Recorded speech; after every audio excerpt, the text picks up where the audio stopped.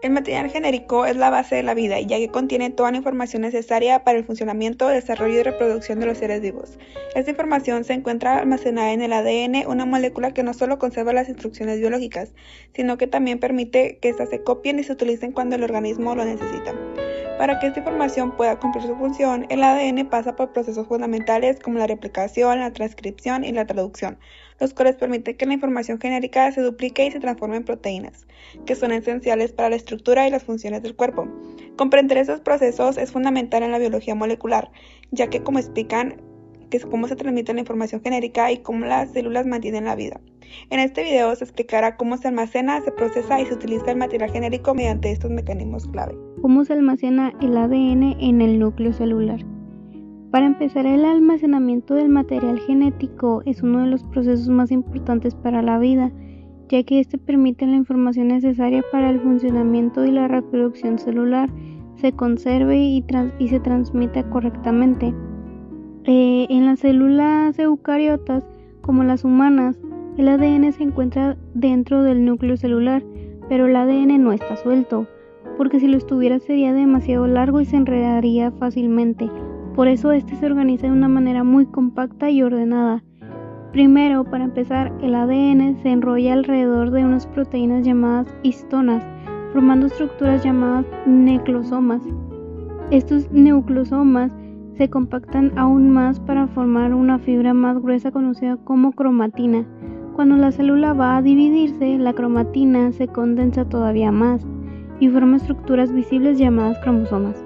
En el caso del ser humano, cada célula contiene 46 cromosomas, donde se almacena toda la información genética y gracias a esta organización, el ADN puede estar protegido, ocupar poco espacio dentro del núcleo y al mismo tiempo estar disponible cuando la célula necesita usar esa información para producir proteínas o para dividirse.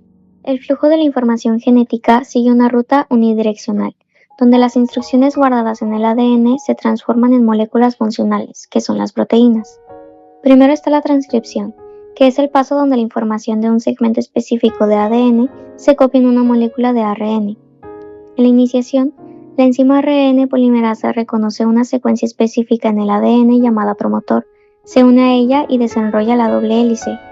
Después viene la elongación, donde la ARN polimerasa recorre la hebra molde de ADN en dirección 3 a 5 y va sintetizando una cadena de ARN complementaria.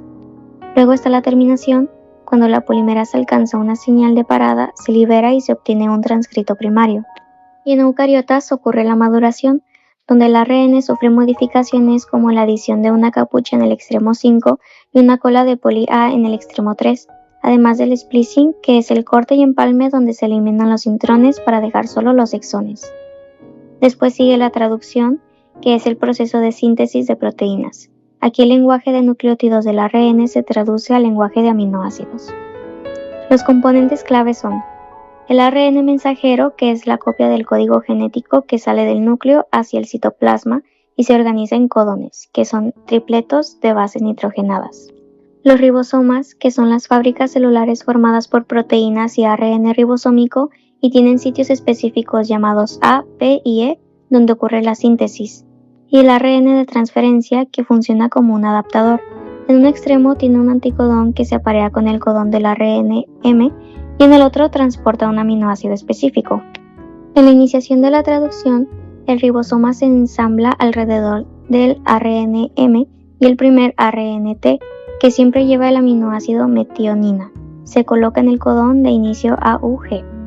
En la elongación, los ARNT entran uno a uno según la secuencia de codones. Se forman enlaces peptídicos entre los aminoácidos y se va creando una cadena creciente. Y en la terminación, cuando el ribosoma encuentra un codón de parada como UAA, UAG o UGA, no entra ningún ARNT. En su lugar entran factores de liberación que provoca que la proteína terminada se desprenda. La síntesis de proteína o la síntesis proteica es el proceso por el cual la célula usa la información del ADN para fabricar proteínas, las cuales son necesarias para crecer, reparar tejidos y realizar funciones vitales.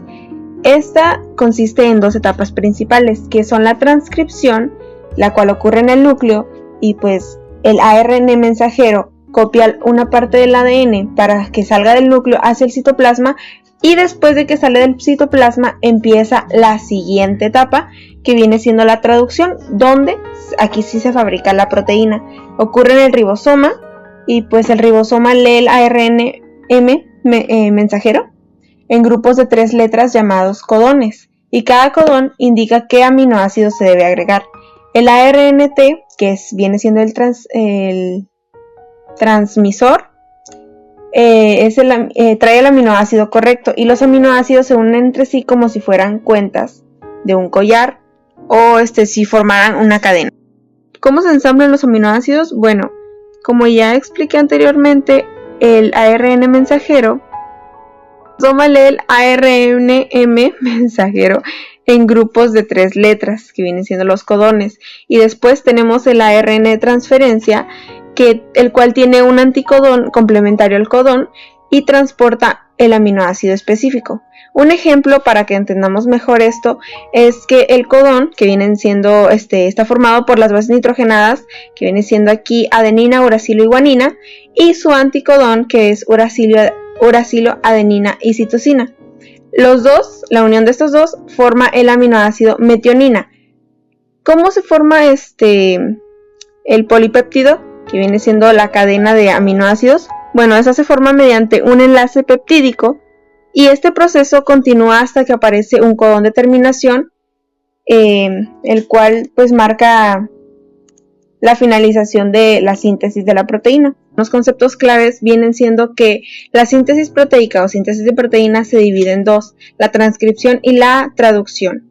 ¿Qué ocurre en estas? Pues básicamente el ADN pasa al ARN mensajero, y este ARN mensajero en la traducción forma la proteína, y aquí vemos donde ocurre la transcripción en el núcleo y la traducción en el ribosoma.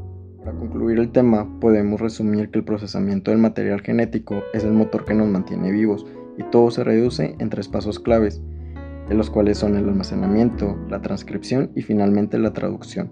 El almacenamiento es donde el ADN guarda nuestras instrucciones de forma compacta y segura en el núcleo. La transcripción es ese mensaje que se copia en el ARN para poder salir del núcleo, y finalmente la traducción, donde los ribosomas leen esa copia y ensamblan proteínas, que son las que finalmente ejecutan todas las funciones de nuestro cuerpo y determinan nuestra respuesta en la nutrición.